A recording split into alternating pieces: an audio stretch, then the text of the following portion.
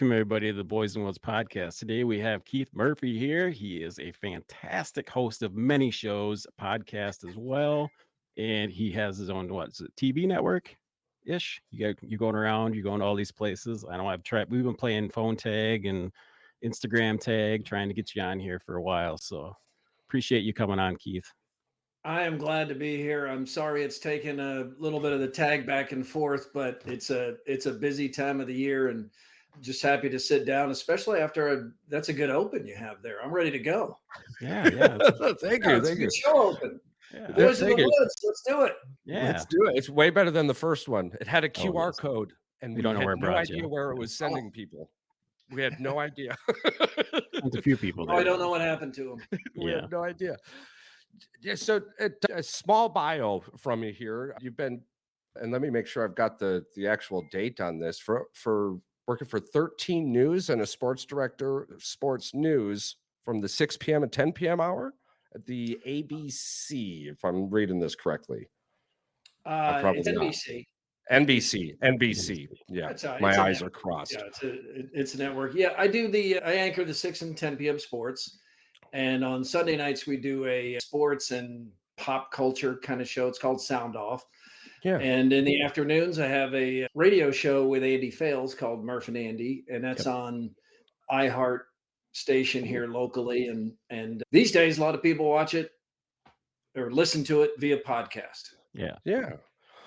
So now your list of awards is really out of this world here, Keith. Can you tell us a little bit about your just the achievement that catches your eye every time you walk into your room? Probably my trying to be a good family guy is what I'm most proud of. I've been fortunate to win a few awards, and I think mostly they've come later in life because I think you get older and that Wiser. tends to happen. I probably didn't win some awards for stuff I feel like maybe I did a better job than some of the things I have won an award for. So I really sincerely try not to attach any self-worth to that kind of thing because I think it's pretty arbitrary. And I don't think anybody ever listens or watches because of an award.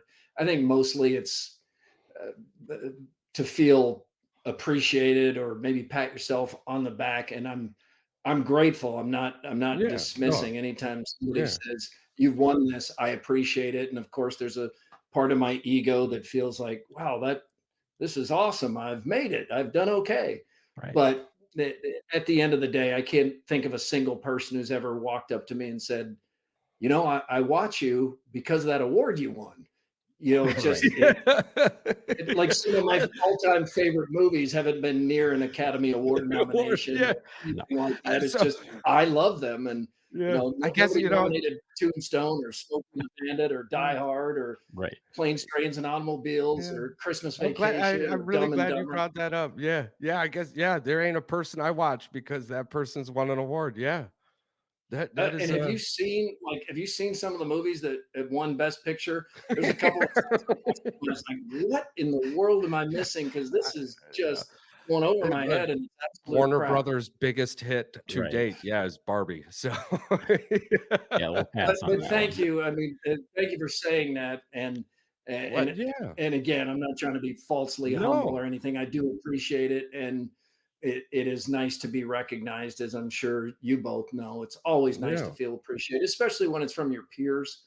Absolutely. But just overall, it's going to be a slow decline if you attach your self-worth to whether you win awards or not. Yeah. So that's why we don't apply for any of them as a podcast. Charles and I, we don't want to spend the money to go to get one. If you guys want to send us one, though, we'll take that's another way to go too. You can't win if you don't apply. Exactly. Yeah. Absolutely. So now you had mentioned your family and being the family man, and I've noticed via the internet you have kept them out of the limelight. How difficult was that as your years have gone on? Because from what I'm seeing, you absolutely love your family, and the more you would love to talk about them, we would love to hear it. but whatever you're comfortable with, Keith. I think it's kind of the change in social media and society. I would say like we're empty nesters now. Yeah. Our last son is at Arizona State where he's having way too much fun. But Party school. I man, yeah, that looks like a good time. I so the just have to grass remember to is go to starting class. to be cut by you now. Is Oh, that well, yeah, I'm thinking of going Rodney Dangerfield, going back to school. But yeah, over time, and I have thought about that, but like I share things about my wife Mhm. Jenny and our kids. The younger kids tend to be in social media a lot more than our older kids were because there wasn't Twitter, X, whatever they call it now. There wasn't Yeah, yeah, Facebook when they were kids, and it has changed. And I try to stay on the right side of that, sharing some of your life, which some of the people who follow me like to see, yeah. some of the life's experiences, but trying to stop short of that. Here's what I'm having for dinner tonight, or yeah, Yeah, I'm reading to my wife in bed here, carrying this live so that you can see yeah, it. You try to find the line of where too much and not cross over into self-indulgence or invasion of privacy. And I'm not yeah. exactly sure where the line is. It's just usually kind of like the judge's definition of pornography. It's hard to Yeah. define, but I know it when I see it. Yeah. Well, I mean, I could tell you via the internet searches that I do, you have done very, very well. Oh, And good. and speaking with that too, it brings up a question for me. So you've been in this sportscasting for the pre-social media, and now you entered into the social media also. How is that transitioning like in the sports broadcasting world where it's no longer just, hey, you'll see me on these days. Now to keep in touch and to keep progressing forward, you've got to be there constantly. How did that go for you Uh, I think in it's gone call-ups? well, but I think you have to, like anything, you have to adapt, you have to evolve, or you perish, or you need to get out of it. Yeah, There's some people, veteran people, that they really resisted all these changes and wanted things to be the way they were. But you can want things to be the way they were, but doesn't necessarily mean they're going to be that way. You can ask many of the newspapers that are now shuttered and missed in many yeah, communities. You have to adapt. So the thing that's changed dramatically in my decades has been when somebody sits down now, they know the score they need to know. They've probably seen the highlights on their phone. So you have to offer something different. You have to offer, analysis or perspective or an opinion. And you have to try to build up enough trust so that they seek out your opinion or your analysis. If all you are offering is the scores and highlights, they'll stop coming to you because they can get that other places. yeah, And if you're just offering up, like we used to do when I first started, we would do national sports too, but there's just Yeah. no need. Nobody's watching their local sports person for national sports unless it's the rare thing that crosses over into widespread interest, like Tiger Woods is running away with the Masters, or something yeah. happens that becomes local because everybody's doing it. Taylor Swift is at a Chiefs game, that kind of thing. Did you So, see his jerseys went up 400%? not surprised. You No. combine the two biggest entertainment industries in That's right. America, the Yeah. NFL and Taylor Swift. Well, I don't know if Keith, I The don't know if you want to confluence get of into those this 2 right away things. because if maybe you're saving this one for your show, but Charles and I had just spoke about this. You don't have to comment on it. If you could just say no comment. But Charles and I did watch the Cade McNamara interview, and as being Michigan fans, we've been following Cade's career since he's Mhm. been at Iowa, same as Eric All, probably because we're fans of him as well. But the comments today seemed very bitter towards the coaching staff, and I don't know if that's a blame game or if that's something that you could speak on. Is it just maybe the fact that there's pressure?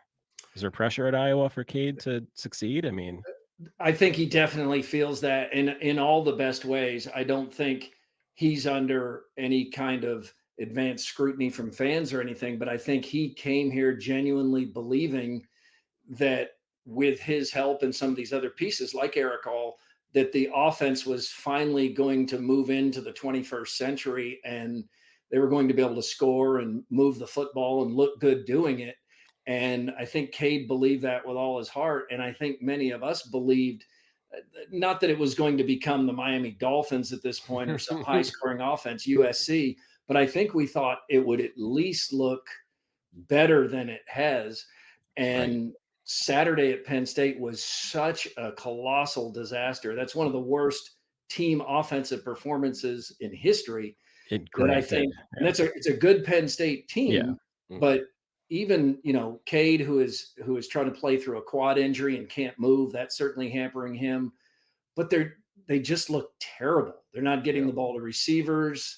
They didn't score at all. And I think he does feel both pressure for externally and internally. You can yeah. tell how badly he wants to deliver what he thought he would deliver, and it just wasn't there at all. Now, with that schedule, they could win 9 or 10, maybe even they technically could win 11 games, I think and potentially everybody run will, the table. Yeah. yeah, they will forget. They don't play a ranked team the rest of the way. They could No. finish 10-2, 9-3, and this loss will start to feel better to people over time. We always overreact to wins and losses, but that was terrible.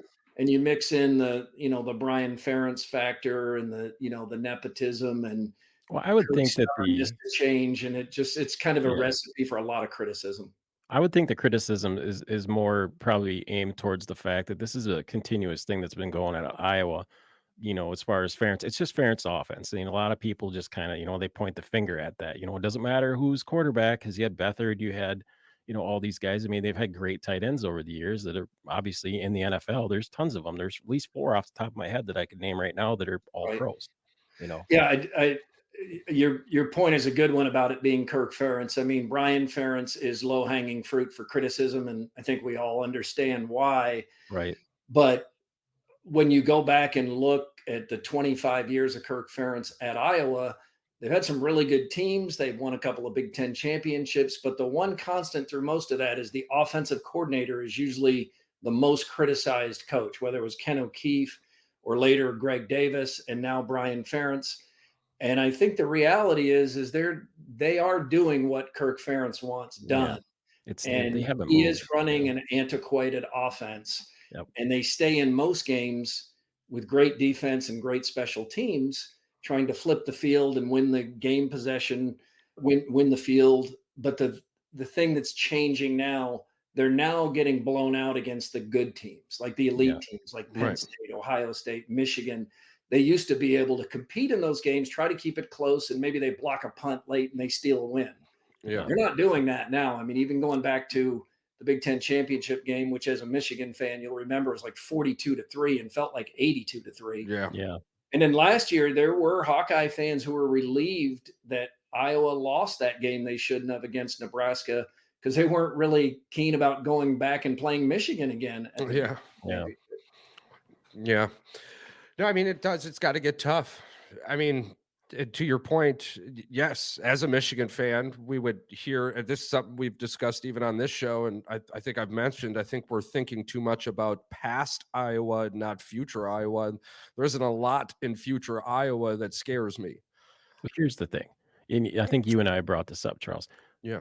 When was the last time you watched? And he's watched a lot of Iowa. So when was the last time you saw a guy in motion at Iowa, and you thought that guy was streaking down the field, and they were going to go play action, and he was going to throw it deep? Right.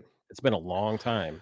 But the thought process is never Iowa's offense. It was from another state looking at it from out of bounds. It was always Iowa's defense. And like Keith had said, you really hated their special teams because if we lost, it was the block punt or a block kick or a fake field goal that took the cake in those close games. I'm not feeling the closeness. And I don't know if the stank from Nebraska is making its way via jet stream, but the Lord help us. Well, and I think that's why some fans are paralyzed because they do appreciate and like and respect Kirk Ferentz for everything he's done. And it is harder to win at Iowa than it is at Michigan or Ohio State or many places. Like the in-state rival here, Iowa State, has never won 10 games in a season. That's going back more than 100 years. They've never had a 10-win season. Kirk Ferentz has had like 5 or 6 of those Yeah. just in the 25 years. And a So lot of magical moments too. I yeah, mean, oh yeah, and yeah, I think fans appreciate what Kirk has done, but now they're in that uncomfortable space of, okay, don't think we can actually compete for championships, but we need to be careful yeah. what we wish for because we don't want to be Nebraska. Because remember Right. when 9 wins wasn't good enough for Nebraska? Yeah. How's that been treating How's Nebraska that the been true? past Well, 15 years or so? I think it was Bill Parcells who said it, he was describing the NFL, but it's the same thing when you go down the, you're in a caged tiger, and that tiger's hungry in those Mhm. situations. And it is sports becomes a lot of what have you done for me lately, or what are you doing for me now, not what have you done for me lately. And I think coaches just sometimes get the pull too much, but then we fall into scenarios where when does the appreciation stop and the aggression to move forward begin? Well, those are good questions, and it's difficult because a little bit like we were talking about in the broadcasting industry, you adapt or perish. Right. And I think Kirk Ferentz's like the way he coaches football, it does end up really giving you a chance to win close games in the margins with the defense and special teams. Right. But in the evolution of the game, there's so much emphasis now on offensive fireworks, Yeah. and Iowa just looks out of step. It looks like you went back into time in the late 1990s and you're watching an offense from back then. Yeah. And now, like you see what Mike McDaniel's doing with the Miami Dolphins, they put up 700 yards and 70 points. And the entire design, much like it was for Mike Leach and many other coaches, is Yeah. these route trees where you're trying to get people, trying to use the whole field and get Yeah. people into open space and create mismatches, and then get those fast guys Use the the ball. speed. Yeah. Use the speed, right? Exactly. Iowa's not doing that. I mean, it's good if you're a tight end because they're kind of tight end you, like you Yeah. mentioned, Right. tight ends all over the National Football League, and they just I lost think their we're watching one this right year. now in Luke Musgrave. I mean, that dude's Yeah, going to be a yeah. generational talent in the NFL. I mean, yeah, So absolutely. Well, Keith, I had a it's just they I think they need to update the offense to give themselves a chance to compete. Like that so far this season, the wide receivers have been targeted on fewer than 40% of the passes from right. Cade McNamara. That is by Yeah. far the lowest percentage in the country. And most of those haven't been completed either. They brought that Oh, receiver over from Ohio State, Caleb Brown. He has yet to catch a pass 4 games into the unbelievable. season. And Yeah. people were really excited when he decided to transfer to Iowa. So it it's an uncomfortable conversation right now for Hawkeye fans because they Right. appreciate Kirk Ferentz. They're not Yeah. trying to push him out the door. They feel like he should be able to call his own shot of when he Right. leaves, much like Hayden Fry before him. It's really Yeah. remarkable. Iowa's had 2 head coaches in nearly 50 years. I Yeah. mean, no one else is close to that. No. No, no, that's like the Green Bay Packers and their quarterbacks.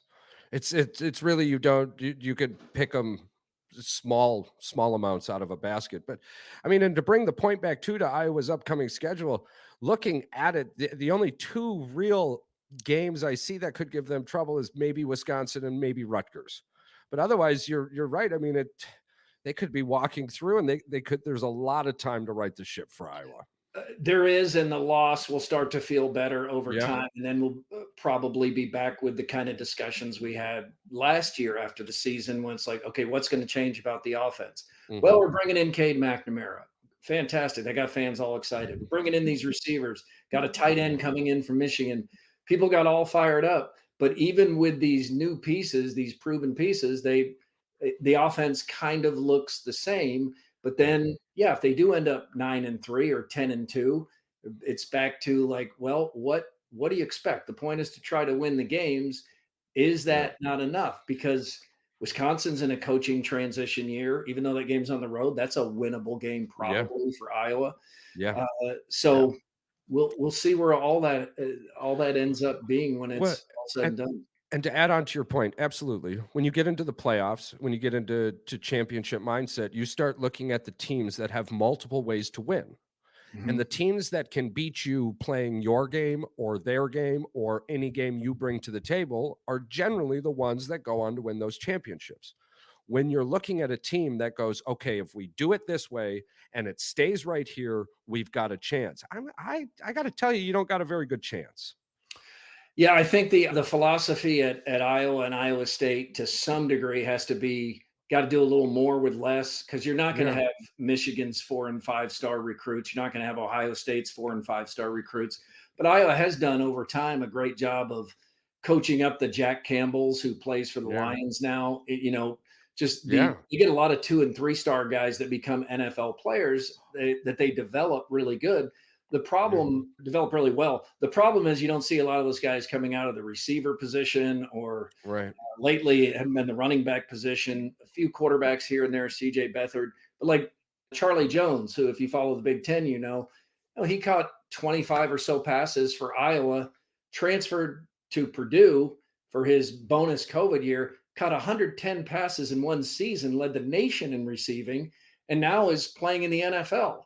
That's something probably needs to change there for Iowa's offense to attract those skill position players. Because I think right now, and maybe it's what you were asking about Cade McNamara, like is he apparently gave a great speech after that humbling loss to Penn State and fired up his team and kept everybody together. So he seems like a genuinely good guy and a good leader. Very But much Right. so.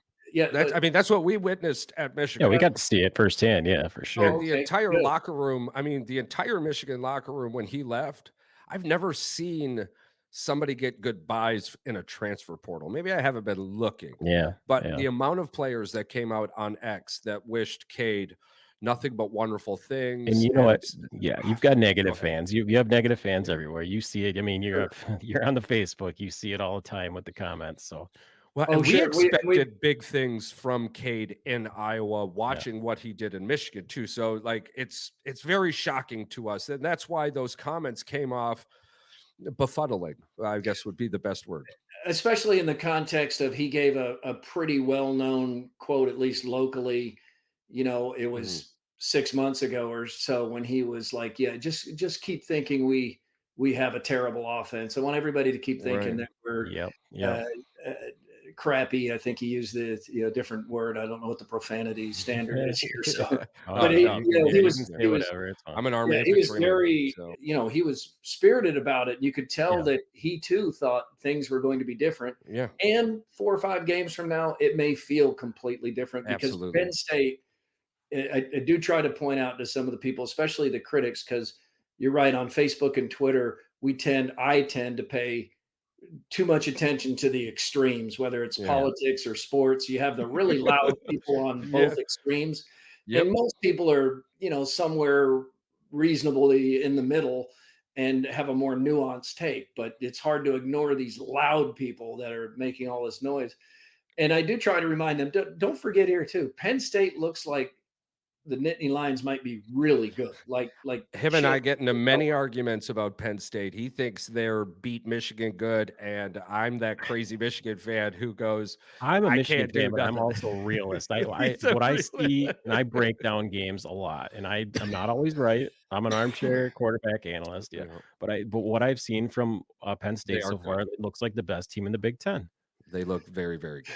I They mean, they looked good, and that atmosphere. I haven't been to a whiteout, but that was really impressive. Yeah. 110,000 people yeah, making all that noise. That's a tough atmosphere to play in, and I don't think anything was going to change that game in Iowa's no, favor. But the one thing you can't have happen is to open with a good drive, and then Eric All fumbles yep. the ball away, and it just seemed like Iowa never recovered from that moment on. And some of that is just Penn State is that good. Well, Keith, we wanted to bring one thing up before we left. Your RVTV, there is there's quite a bit of interesting content on here, but we wanted to bring up this Trans Am video. You're getting Yeah. pulled over by the police, and you open up the Trans Am trunk, and it's full of beer. Can you give us any insight on what was going on with this? Yes, I love Smokey and the Bandit. Like Yeah, I grew up with. I'm older than you guys, but I grew up with that movie. My grandmother took me whenever it came out. I was like, I don't know, 10 years old, something like that, yeah, and it was a sold out crowd. I loved it so much, and it's one of my favorite memories of my childhood is I came out and I asked her, like, can we go again? Yeah. And she said yes. So we got back in line and we went and saw Smokey and the Bandit again. And in Oh, college and beyond, I'd introduce friends to it. And I know it's a silly movie, but we no. would sit around, we'd drink beer, we'd watch Smokey and the Bandit. So Yeah. I've talked about it on the radio show enough that when we went on our RV TV stop, which is just it's a tour to the city wherever the game is being played, and we stop Right. in a different small town and have our newscast live from those places. And there were people there that knew about my love of Smokey and the Bandit, and my constant "Let me a Diablo sandwich and a Dr. Pepper, make it fast, goddamn hurry." I constantly quote the movie. And somebody in the town had a band one Trans Am, and they said, if you can think of anything to do with this, we'll bring it over. So time was so short. They had these elaborate ideas of drones and a chase and a semi truck, and I was like, we Would don't have have been time something. for all that. So I was trying to quickly come up with an idea.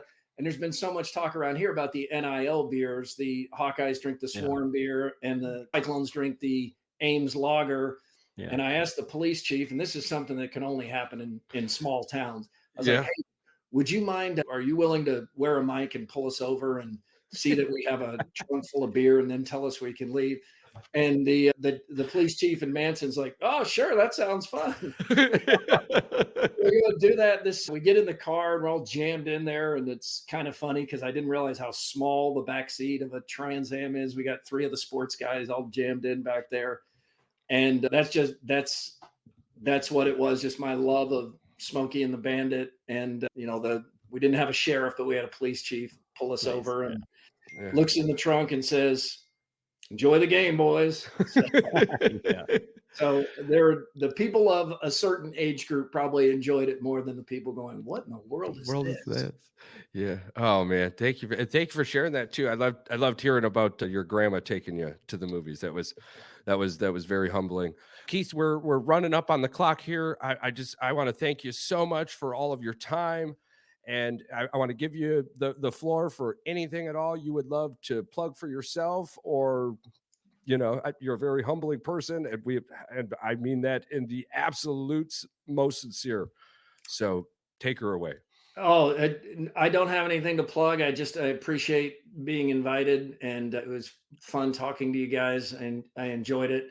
I know Patrick has gotten in touch with me several times, and we just haven't been able to find a time in the schedule. So I was glad I got a half day off today, and Yeah. Nice. about to go to dinner with the family here, and Yeah. it was just nice to talk some football because we're gonna get to the dinner table, and there's not going to be any discussion of route trees So or you receivers into space or anything like that. So this was a pleasure.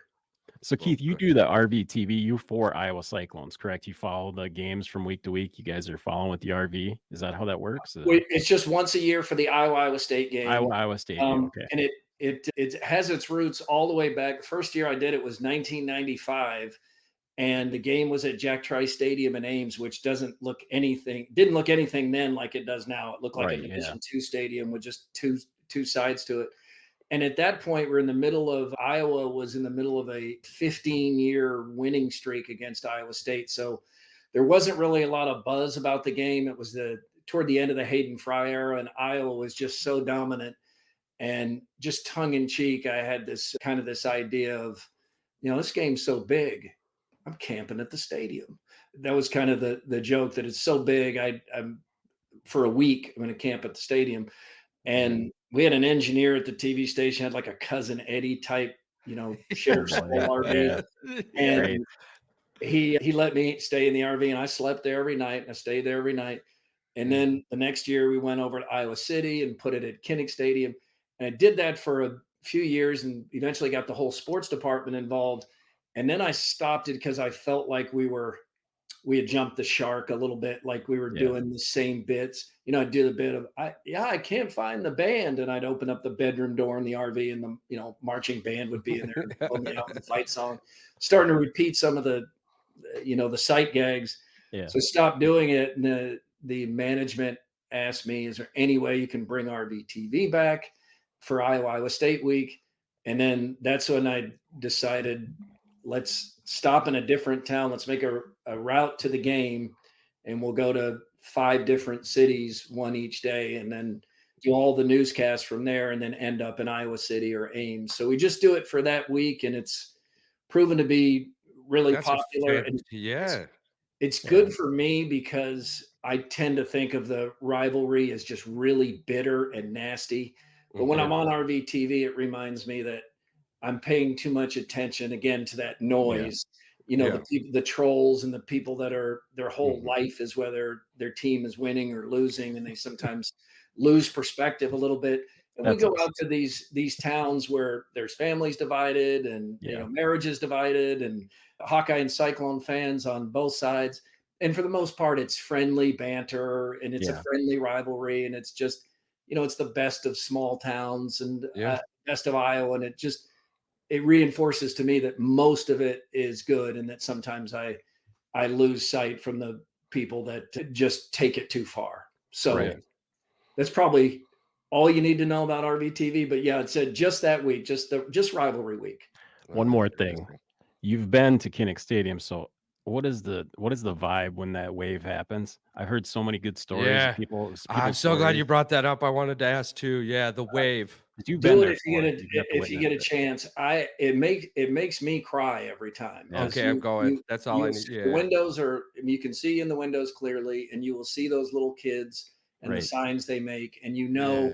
it's one of those things that hits you of immediately. You can't help but think like especially if you're with your kids. I'm here with Right. my kids, Yeah. and sometimes I take that for granted. And those kids over there are fighting for their lives, Right. and it means so much to them just to wave it. And it came about organically. It was a suggestion from one person. It was just a fan that suggested it, and it's not Yeah. sponsored. There's nothing to be cynical about it. I hope they No. can continue to have it be just a wonderful show of love that it is. Even Right. talking about it now, I'm getting goosebumps. But Oh, yeah, it's every Yeah. time I get the pleasure of watching it, I do in my own living room. Oh, It it's chokes me especially up. yeah. it's It's so incredible. Yeah, special. do it in person sometime if you can. It'll get you.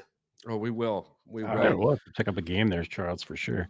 I don't even Yeah. care who it is. We'll just go just for I a just want to night go for game. the Actually, wave. a night game at Kinnick is probably one of the I always said that that's one of the best It's venues good to go to. tailgating over there too. Yeah. It's fun. Yeah. It's fun. You'd enjoy it. There's a great band that plays in the lots called Van Hayden, and Van Yeah. Hayden. they change all the Van Halen songs to Iowa Hawkeye songs. And Van Yeah. Hayden, it's like you might as well punt, punt. Oh, man. Yeah, we definitely gotta go. We gotta All interview right, those guys. Yeah. we got to interview him. Absolutely. Keith, well, Yeah, we don't want to keep you from dinner, man. Thank you yeah. Yeah, so we much for appreciate it. Thank you everything. so much. We greatly You're very appreciate welcome. it. Thanks, guys. Yeah.